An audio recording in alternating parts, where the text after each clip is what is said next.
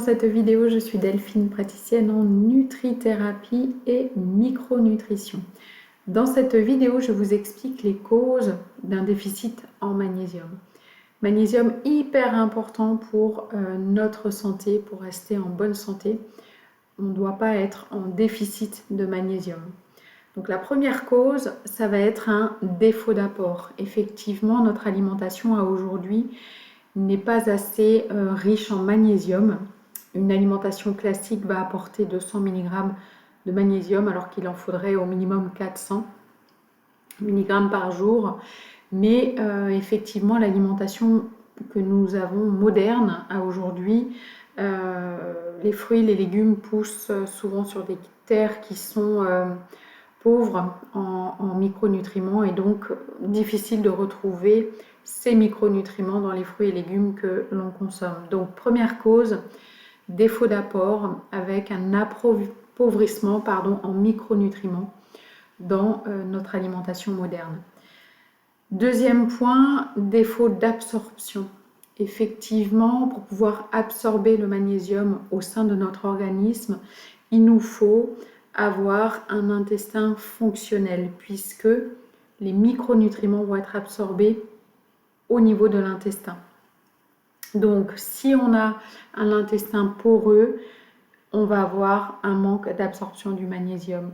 Si on a dans notre alimentation une consommation d'acides gras saturés trop importante, on va avoir un manque de magnésium. Pourquoi? Parce que, alors, les acides gras, vous allez les retrouver dans les viandes grasses, dans les produits laitiers, dans les produits transformés, dans les viennoiseries. Tous ces aliments-là contiennent des acides gras saturés. Et qu'est-ce qui se passe avec le magnésium? Il va y avoir ce qu'on appelle le magnésium va saponifier les acides gras et donc le magnésium va repartir dans les toilettes. Vous n'allez pas pouvoir l'absorber.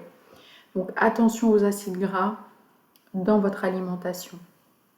Ensuite, pour pouvoir absorber correctement votre magnésium, il vous faut assez d'acidité au sein, assez d'acide chlorhydrique au sein de votre estomac pour pouvoir absorber le magnésium. Également, il vous faut une fonction thyroïdienne correcte parce que il vous faut ce qu'on appelle la T3, l'hormone thyroïdienne T3 pour pouvoir synthétiser l'acide chlorhydrique. Et oui, il nous faut des ions H+, assez d'acidité pour pouvoir absorber ce magnésium. Donc, un dysfonctionnement au niveau de la thyroïde va entraîner un manque d'acidité chlorhydrique et donc un défaut d'absorption du magnésium. Pareil, il nous faut un microbiote, donc une flore intestinale fonctionnelle pour pouvoir absorber le magnésium. En cas de dysbiose, de putréfaction, donc là c'est le microbiote qui va être déséquilibré. On peut avoir des gaz odorants, c'est un signe clinique d'une dysbiose de putréfaction. Là, on ne pourra pas absorber correctement notre magnésium. Également, si vous consommez trop de bicarbonate, donc beaucoup d'eau pétillante,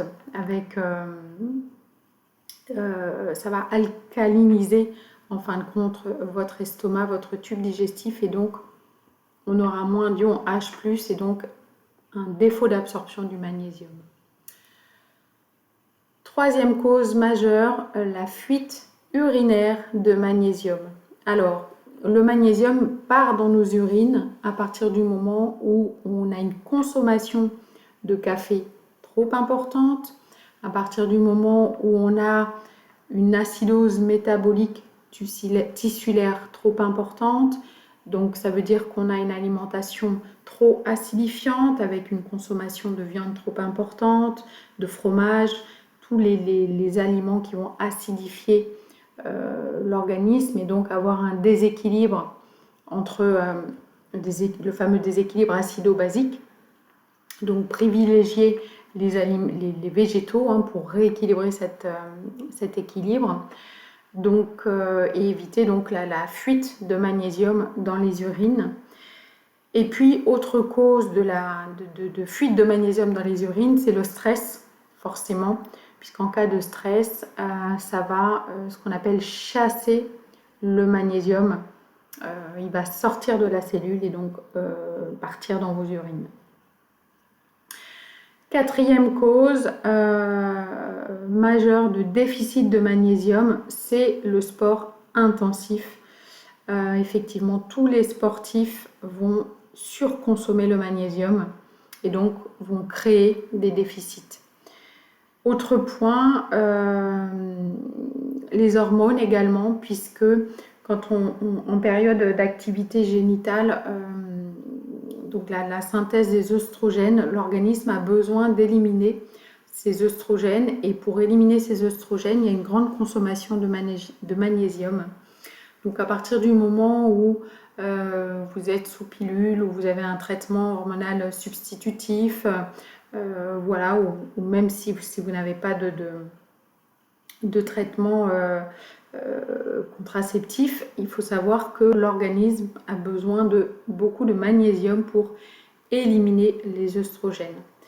Donc voilà les grandes causes de déficit de magnésium. Encore une fois, la population, c'est 80% des adultes qui sont carencés en magnésium. L'alimentation ne suffit pas. 100% des sportifs sont déficitaires en magnésium. Et 100% des gens stressés sont déficitaires en magnésium. Donc, la recommandation, ce serait de vous complémenter, mais pas n'importe comment. Je vous ferai une vidéo sur comment se complémenter en magnésium, ou trouver le magnésium dans l'alimentation pour que vous puissiez voilà, rester en forme et en bonne santé le plus longtemps possible. Donc je vous dis à très vite pour une prochaine vidéo.